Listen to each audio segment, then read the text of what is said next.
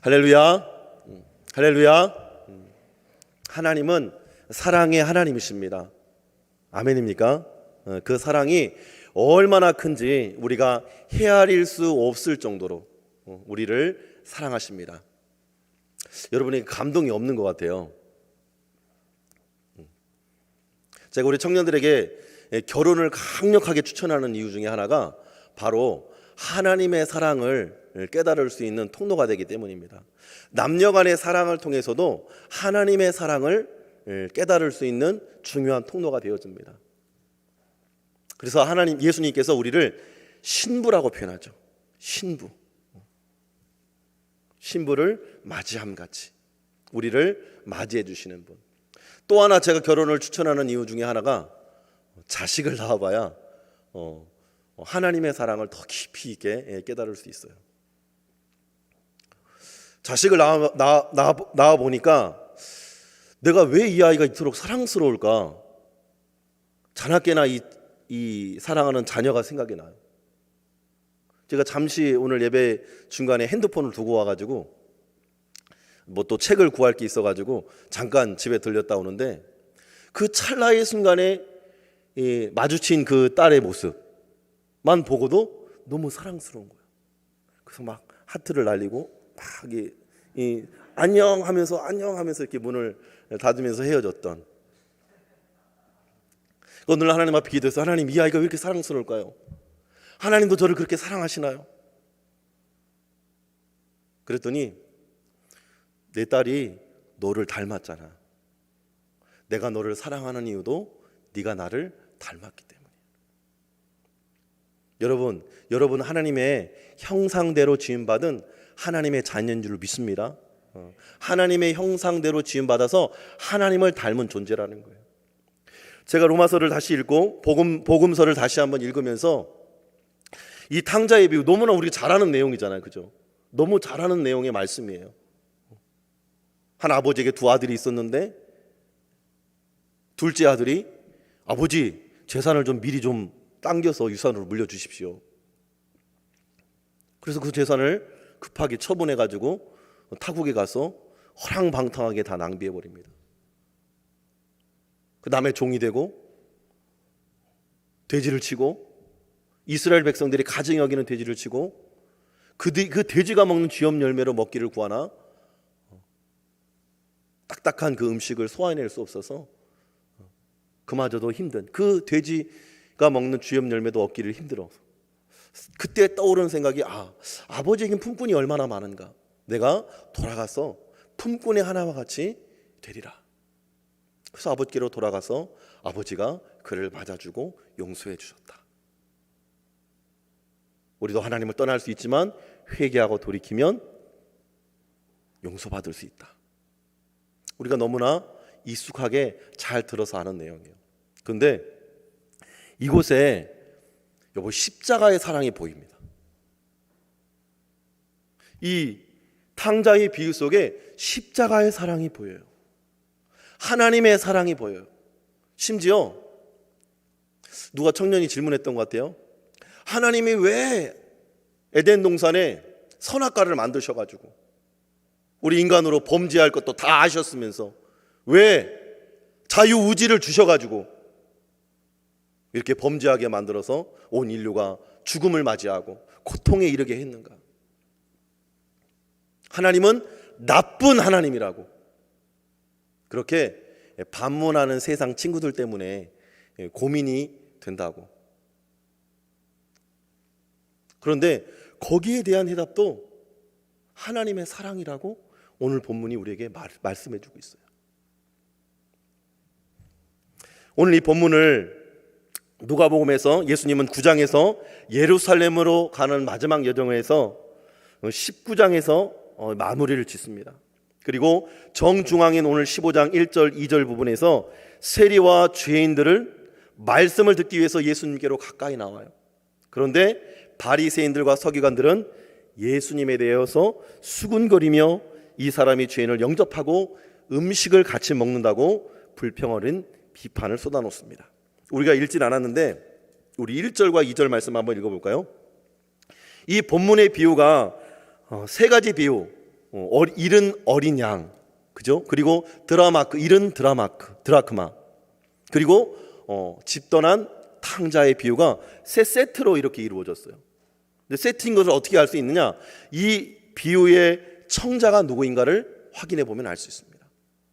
우리 1절과 2절 말씀을 한 목소리로 읽어보겠습니다. 시작. 모든 세리와 죄인들이 말씀을 들으러 가까이 나오니 바리새인과 서기관들이 수군거려 이르되 이 사람이 죄인을 영접하고 음식을 같이 먹는다 하더라. 그리고 3절에 예수께서 그들에게 비유로 이르시되, 그러면서 잃은 어린 양의 비유를 하고 있는 것이죠. 여기서 예수님이 상대하여 지금 이 비유를 들려주고 있는 청중이 누구예요? 소위 당시 지역사회에서 말하는 지도자급들, 의인들이라고, 자칭 의인들이라고 말하는 바리새인들과 서기관들이에요. 율법에 능통했고 율법을 지키기 위해서 갖은 노력을 기울였던,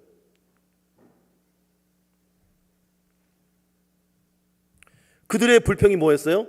왜 예수님은 의로운 우리들과 함께 식사를 해야 되는데 왜 저 죄인들과 함께, 세리들과 함께 식사하느냐 했어요.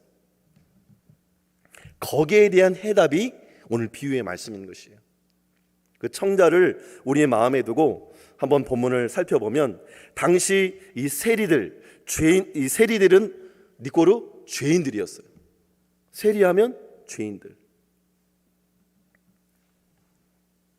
세리라는 호칭은 죄인들 혹은 간음하는 자들, 그리고 상당히 자연스럽게 이방인이라는 것, 유대인이 아닌, 택한 백성이 아닌 예수님을 알지 못하는 이방인과 짝을 이루는, 일맥상통하는 단어로 사용되어졌습니다. 그 중에 가장 흔한 형태는 이 죄인과 동일시되는 단어였어요. 죄인들이라는 말은 또 다른 표현으로 불결한 자들, 깨끗하지 못한 자들, 또 율법을 어긴 자들, 그리고 일반적으로 도덕적인 성품이 낮은 자를 의미하는 통칭을 이끌어서 죄인들, 세리라고 불렀다는 것이죠. 그러니 당연히 죄인을 영접하고 음식을 같이 먹는 예수님을 비판하고 수군거릴 수밖에 없죠. 네가 하나님의 아들이라면서, 때로 네가 하나님 자신이라면서 어찌 죄인들과 함께 머물 수 있느냐. 인간적인 생각과 잣대로 예수님을 판단했던 것이죠. 그러나 예수님은 어떠했습니까? 오히려 예수님은 죄인들을 환영했습니다. 그리고 그들을 영접했습니다. 2절 말씀에 바리새인들이 서기관들과 수군거리 이르되 이 사람이 죄인을 영접하고, 이 영접한다라는 단어가 프로스테코마이라고 하는 단어예요. 테코마이는 영접한다, 받는다라는 의미이고, 그게 접두사 프로스라가 붙게 되어지면은 교제 안으로 받아들인다는 의미예요. 친구로 받아들인다는 의미고, 형제나 자매로 받아들인다는 의미입니다. 한마디로 우리를 전 인격적으로 받아준다는 의미예요. 이러한 중요한 의미의 교감, 받아들임을, 영접을 의인들이 아닌 의인들에 의해서, 바리새인과 서기관들에 의해서 배척된 사람들을 영접하셨다는 거예요. 그러면서 동시에 세 가지 비유를 통해서 왜 너희들은 이들을 받아들이지 않느냐, 왜 이들을 구원해내는 일에, 찾아내는 일에, 잃어버린 것을 찾아내는 일에 너희들이 앞장서지 않느냐, 그리고 그들을 찾고 얻었을 때에 함께 기뻐하지 않느냐, 그것을 질문하고 있는 거예요.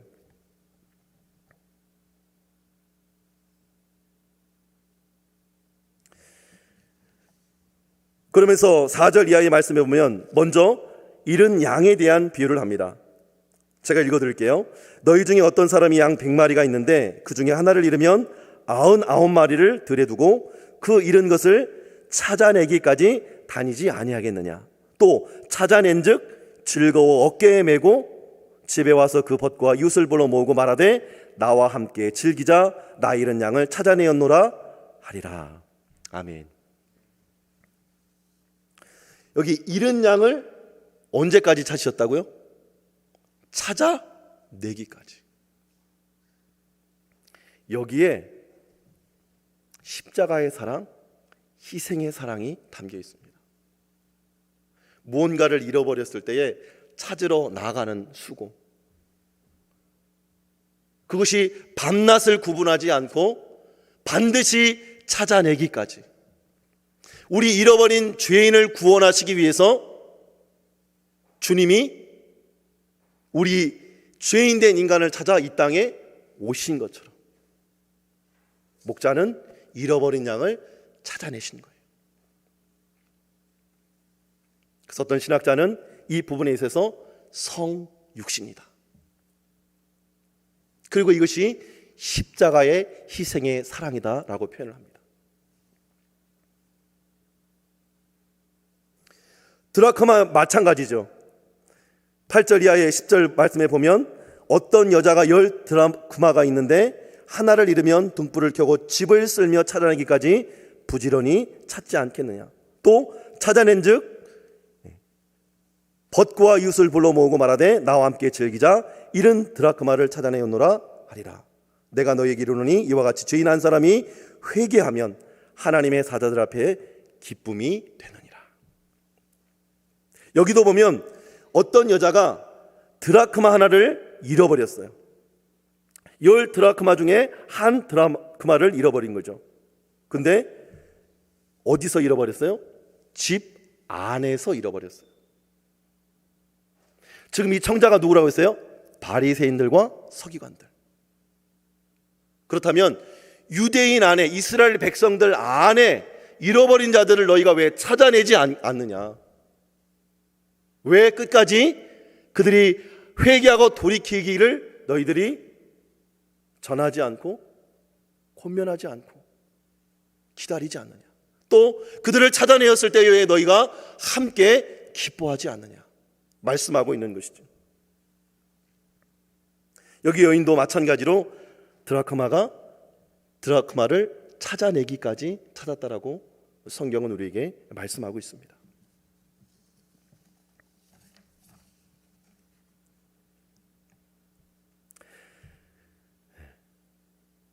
어쩌면 우리 주변에도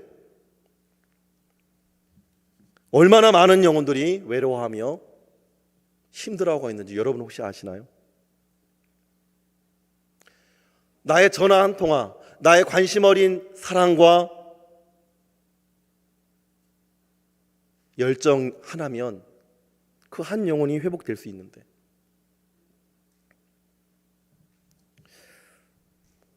올해 초 여러분에게 맡겨주신 영혼들,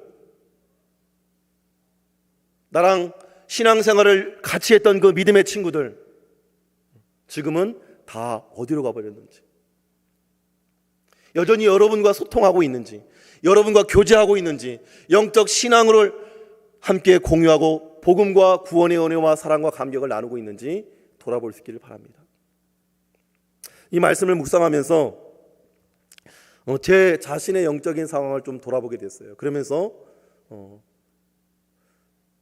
하나님 앞에도, 또 사람 앞에도, 또 성도들과 우리 청년들 앞에도 너무 부끄러운 마음이 들었어요.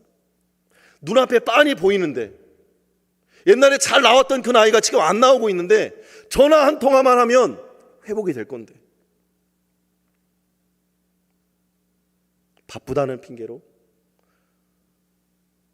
별로 가치 없어 보이는 행정 일들 때문에 그것을 중요하게 여기며 그것에 얽매이고 있는 내 자신을 바라보면서 하나님 앞에 부끄럽고 죄송한 마음이 들었어요. 어쩌면 바리새인과 서기관들이 중요하게 여겼던 그들의 소유물, 재산, 돈, 생명이 없는 그것들에는 우선순위를 두었을지 몰라도 영혼에게는, 사람에게는 그렇게 인색했던 그들의 모습을 성경이 또한 지적하고 있는 것이 아닌가 생각되었습니다. 그래서 사도행전 16장에는 이익을 많이 주는 귀신 들린 여종 하나를 사도 바울이 고쳐주죠. 그러니 그것 때문에 사도 바울을 자신의 이익이 끊어짐으로 인해서 감방에 가두는 거예요. 옥에 가두는 거예요. 왜 그랬어요? 그들에게 무엇이 중요해요? 이익이 중요한 거예요. 돈이 중요한 거예요. 한 사람이 지금 치료받아 회복하고 새로운 삶을 얻었다면 함께 기뻐하고 함께 즐거워하고 함께 축하해 주어야 할 일인데, 자신의 이익과 자신의 재산과 돈 때문에, 소유물 때문에 그 가치를 놓쳐버리고 있는 거예요. 여러분, 여러분의 삶 속에서 정말로 중요한 것이 무엇인가요? 정말로 중요한 것이 관계 아닌가요? 관계. 첫 번째는 하나님과의 관계이고, 두 번째는 우리 공동체 이웃들과의 관계가 아닌가요? 그것들을 놓친 채 당장 먹고 사는 일 때문에 열심을 내고만 있지는 않나요? 다시 한번 우리의 삶을 돌아보고 하나님이 귀중히 여기시는 것들, 하나님이 가치 있게 여기시는 것들에 여러분의 마음과 초점이 열려질 수 있기를 주님의 이름으로 축원합니다. 아멘입니까? 마지막 우리가 함께 나눌 이 세 번째, 아들을 잃은 아버지가 잃은 아들을 되찾은 내용에서도 하나님의 희생의 사랑을 볼 수 있어요. 당시 이 아들이 부모님에게 재산을 달라고 하는 것은 어떤 의미인 줄 아세요? 아브라함과 이삭과 야곱이 언제 자녀들을 축복합니까? 그리고 분깃을 나눠줍니까? 죽기 직전에 자신의 분깃을 나눠주면서 축복을 해주는 거예요. 장자에게는 특별히 2배, 차자에게는 그 나머지를. 근데 지금 아버지가 멀쩡하게 살아있는데 아버지 재산을 좀 달라고 하는 거예요. 중동 지역의 이 문화 역사를 읽어보니까 이 표현은 어떤 의미냐면 아버지가 이미 죽었다는 것을 선언하는 거래요. 아버지 빨리 죽었으면 좋겠다라는 표현이라는 거예요. 그런데 이 말도 안 되는 막대 먹은 표현을 아버지는 받아들입니다. 탕자는 자기 중심적인 자만심으로 이 모든 일을 행합니다. 그런데 아버지는 뜻밖에도 그 요청을 받아들이고 아버지의 사랑을, 생명을 부어줍니다.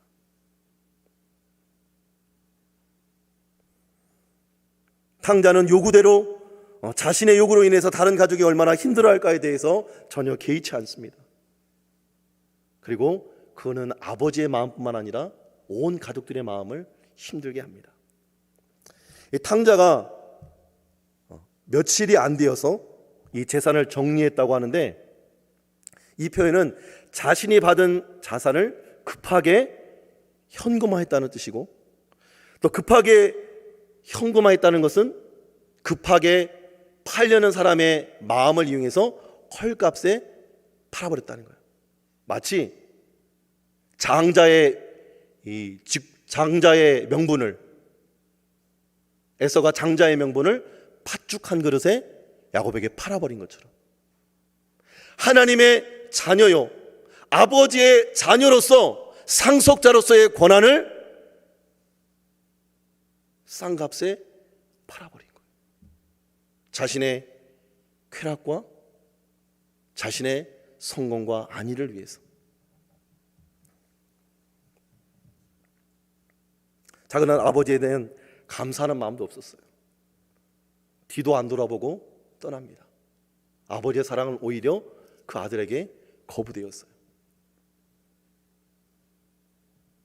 탕자는 책임지지 않고 특권만을 요구합니다. 유산을 받은 사람은 받은 재산을 잘 관리하고 가족 간에 분쟁이 일어나지 않도록 해결할 의무와 책임이 있었어요. 그리고 가문의 명예를 위해서라면 자신의 목숨을 걸고서라도 지켜야만 했어요. 그러나 그의 몫인 재산을 취함으로써 아버지와의 관계를 깨어버리고 그의 뿌리로부터 자신을 단절합니다. 여기서 아버지의 태도가 신기하리만큼 하나님의 성품을 닮았어요. 인간 아버지 같으면 아버지 죽으세요, 아버지 재산 좀 빨리 주세요 하는 그런 무례한 아들이라면 그래 너 갖고 떨어져, 안 줘도 그만이고 준다 해도 그 관계를 끊어버리면 그만이었어요. 근데 아들이 거절하고 아들이 끊어버린 그 관계의 끈을 누가 잡고 있는 거예요? 하나님이 잡고 있는 거예요. 마치 두 손을 맞잡고 있다가 아들의 관계를 놔버렸는데 여전히 하나님 내 손을 붙들고 있는 것 같이 하나님은 그 아들을 끝까지 마음으로 붙들고 있는 거예요. 작은 아들은 그 아들의 목과 아버지의 동반자 관계에서 그 소유를 소유하려고 하지 않았어요. 아버지를 떠나서 자기의 것을 취하려고 했어요. 근데 어디서 많이 본 모습 아닙니까? 태초에 아담이 그랬죠. 아담에게 에덴 동산을 창설하시고 모든 실과의 나무를 네 마음대로 먹어라, 모든 동물들을 다 네가 다스려라, 통치해라, 하나님의 통치권을 대리자로 세워주시고 다 선물로 주셨어요. 딱 하나, 에덴 동산의 선악과 하나만. 동산 어디를 가든지 동산 중앙에 있는 나무를 보면서 아, 나는 만들어준 존재구나, 피조물이구나. 하나님께서 허락하신 창조의, 하나님께서 허락하신 통치와 다스림의 권세를 우리에게 허락해 주셨지만 그 한계는 저 선악과를 보면서 아, 나는 만들어진 존재구나, 스스로 있는 존재가 아니구나를 깨달을 수 있었던 것이죠. 그러나 거기에 이 선악과만 없었다면 하나님과 나 사이는 차이가 없는 거예요. 그래서 뱀이 유혹한 것도 저 선악과만 없으면 너도 하나님처럼 되리라 유혹한 것이죠. 그런데 실패하고 타락할 수 있는 자유의지를 주신 것도 하나님의 사랑이라는 거예요. 하나님의 사랑이라는 거예요. 앞서 말한 하나님이 생각도 없고 감정도 없는 동전으로 만드셨다면 인간을 얼마나 비참한 인생이겠어요.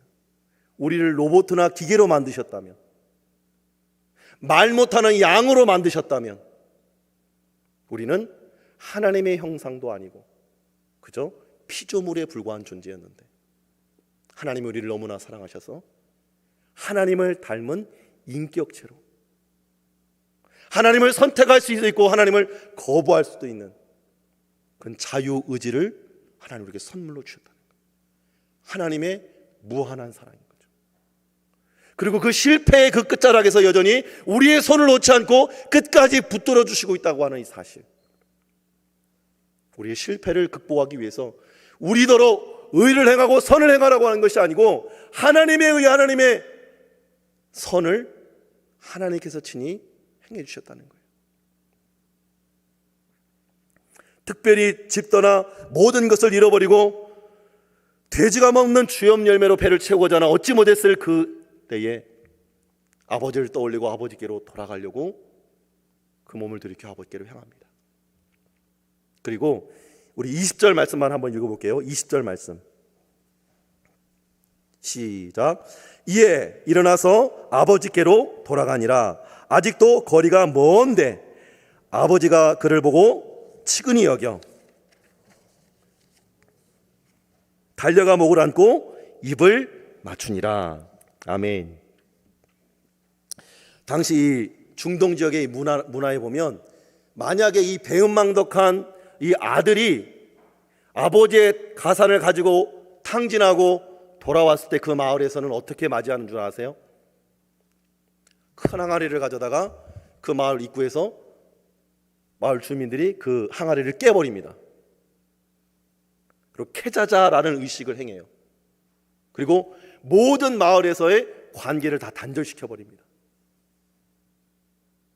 심지어 그를 죽여도 죄가 없어요.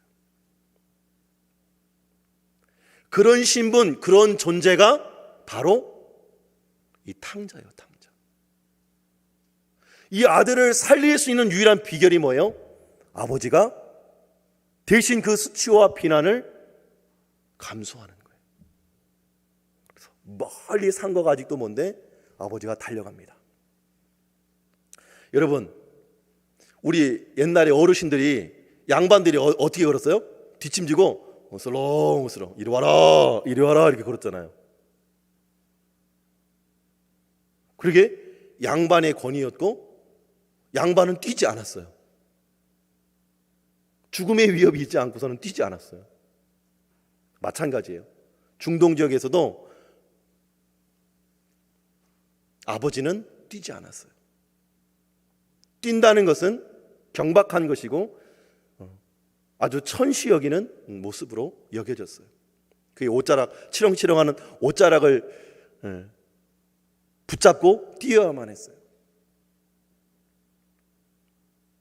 그 수치와 모멸감을 다 감수하고 기꺼이 뛰어 내려가서 그를 안아 그가 받아야 할 수치, 그가 받아야 할 돌, 그가 받아야 할 모든 관계의 단절을 끌어안아 버립니다. 그리고 입맞춤으로 그의 사랑을 표현하죠.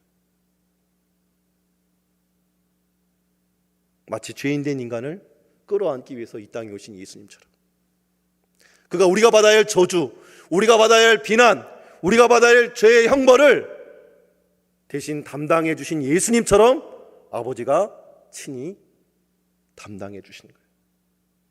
근데 이 사랑에서 제가 중요한 또 깨달음을 얻었어요. 제가 자식을 낳으면서 하나님 어떻게 자식을 내어줄 수 있나요? 이게 믿어지지가 않았어요. 차라리 내가 죽지 어찌 자식을 내어줄 수 있습니까? 우리 성삼위 하나님, 이 삼위일체 하나님에 대한 깨달음이 오는 거예요. 아들, 모습은 아들 독생자 예수 그리스도였지만 예수님은 바로 하나님 아버지 자신이셨어요. 자신을 내어줄 수 있었기 때문에 예수 그리스도를 이 땅에 보내주실 수 있었던 거예요. 그 사랑이 얼마나 큰지, 그 사랑이 얼마나 위대한지 성경은 우리에게 분명하게 말씀하고 있어요. 이 사랑을 받았고 이 사랑을 누렸음에도 불구하고 우리는 기뻐하지 아니하고 감사하지 못한다면 하나님의 사랑을 가치 없는 것으로 여기는 것일 수밖에 없는 거죠. 그러면서 동시에 마지막 오늘 이 본문의 하이라이트는 그 아들이 노하는 장면에 하이라이트가 있습니다. 아들이 오자 그의 옷을 새 걸로 가장 좋은 옷으로 갈아입혀주고 가락지, 도장과 같은 인장 반지였을 거라고 해요, 학자들이. 그것이면 아버지의 재산을 마음 놓고 사용할 수 있는 그 권리와 권세를 아들에게 주어지고, 신은 그의 신분을 종된 신분, 버려진 신분, 죽어 마땅한 신분에서 다시 아버지의 아들로 회복시켜주는 그 장면과 더불어 살찐 송아지를 잡아서 잔치를 벌입니다. 그때 큰아들이 밭에 가서 일하다가 돌아와서는 이게 무슨 소리냐? 아들이, 동생이 돌아왔습니다. 그 잔치를 보고 아버지가 안으로 들어올 것을, 함께 즐길 것을 권하자 그는 아버지에게 또 따지죠. 아버지, 내가 아버지의 밑에서 이렇게 순종한 지가 얼만데 나를 위해서 뭐 염소 새끼 한 마리 안 잡아주면서 어떻게 이 창기와 함께 재산을 탕진해버린 이 아들을 위해서 손을 잡고 잔치를 벌입니까? 말이 됩니까? 그랬더니 예수님의 대답이 그거예요. 아버지의 대답이 31절과 32절을 한번 읽어볼게요. 31절과 32절 시작. 아버지가 이르되 예, 너는 항상 나와 함께 있으니 내 것이 다 내 것이로되 이내 동생은 죽었다가 살아났으며 내가 잃었다가 얻었기로 우리가 즐거워하고 기뻐하는 것이 마땅하니라. 아멘. 예, 너는 항상 내 아들이지 않니? 항상 내 아들이기 때문에 내 것이 다 네 것이고 네는 내 것을 다 누릴 수 있는 존재라는 것을 이 아들은 아버지 안에 있으면서도 그 사랑을 누리지 못했던 거예요.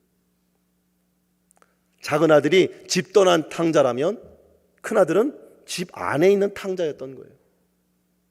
하나님도 잃어버리고 하나님 주신 모든 것을 다 잃어버린, 하나님 주신 것을 감사하지 않냐고 하나님 주시지 않은 것에 집중하면서 불평, 원망하고 있는 우리들의 모습과 별반 다를 것이 없다는 것이죠. 이 말씀을 지금 누구에게 하고 있는 것이에요? 바리새인들과 서기관들에게. 내가 죄인들을 받아들이고 세리들을 받아들이고 장녀들을 받아들이고 그들과 함께 인격적인 교제와 사귐을 가지고 음식을 나누어 먹는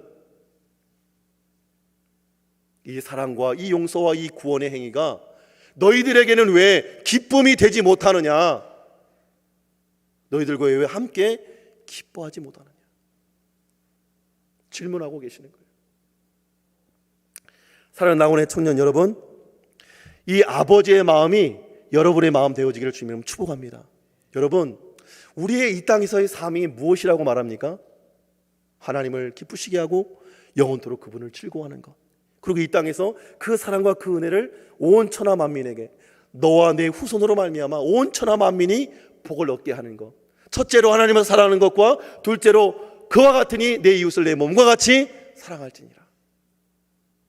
이 계명을 이루는 삶이 우리의 기쁨이 되고 우리의 꿈이 되고 우리의 비전이 되어야 되는데, 우리의 삶은 너무 나에게만 초점이 맞춰지지 않았는지, 나의 꿈과 나의 미래와 나의 비전에만 집중되어 있지는 않는지 다시 한번 돌아볼 수 있기를 주님으로 축원합니다. 이제 다시 예배가 회복되어지고 또 다음 주면 청년 공동체를 섬길 수 있는 리더들 또 선출하는 시간을 갖습니다. 여러분, 언제까지 군중으로만 계시겠습니까? 언제까지 하나님의 기쁨을 도외시한 채 그저 멀리서 바라보고 관망만 하고 계시겠습니까? 오히려 봉사하고 섬기는 자들을 잘했네 못했네 비난하고 비판하고 있지는 않는지 다시 한번 우리들의 삶을 돌아볼 수 있기를 주님으로 축원합니다. 그래서 이제 우리의 삶이 여러분들이 먼저 받은 바 이 하나님의 희생의 사랑, 우리를 먼저 찾아와 주시고 자신의 온 몸을 던져서 온 생명을 던져서 우리가 받아야 할 저주, 그 죄값으로 받아야 할 형벌과 수치와 모멸을 다 담당해 주신 그 주님의 사랑을 확신함으로, 이 사랑으로 나도 내가 품어야 할 지체, 내가 품어야 할 공동체, 내가 품어야 할 그룹, 내가 품어야 할 팀, 내가 품어야 할 청년부, 내가 품어야 할 교회와 세상과 이웃을 위해서 여러분 한 사람 한 사람이 아버지의 기쁨을 누리고 함께 기뻐할 수 있는 믿음의 자녀요, 믿음의 동력자들이 되시기를 주님의 이름으로 축원합니다. 우리 기도하겠습니다. 우리 다 함께 일어나셔서 아버지의 사랑 내가 노래해